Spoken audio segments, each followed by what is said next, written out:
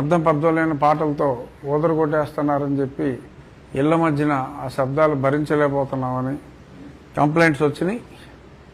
So నాకు వచ్చిన complaints ఎక్కువగా ఎక్కడ పడితే అక్కడ యథమిద్దంగా అనుమతి లేకుండా కట్టిన చర్చిల నుంచి వచ్చిన ధ్వని కాలుష్యం అయినప్పటికీ కూడా ఒక రూల్ ఉన్నప్పుడు రూల్ అందరికీ సమానంగా ఉండాలి. చర్చికి ఒక రూలు, గుడికి ఒక రూలు అని ఉండటానికి వీల్లేదు. సో గుడిలో ఉన్న,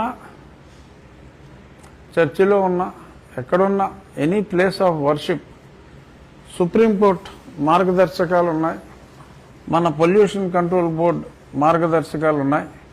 సో దీని మీద నేను ఆల్రెడీ మన నియోజకవర్గంలో ఈ ప్రజల దగ్గర నుంచి వచ్చిన ఫిర్యాదుల్ని చూసి ఆ మైకులు న్యూసెన్స్ పోవాలి అని చెప్పి పర్మనెంట్గా పెద్ద పెద్ద స్తంభాల్లాగా వేసేసి పర్మనెంట్గా మైకులు పెట్టేశారు.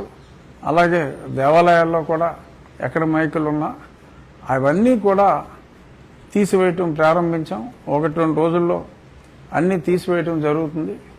ఇదే సమస్య అన్ని చోట్ల కూడా ఉన్నట్టుగా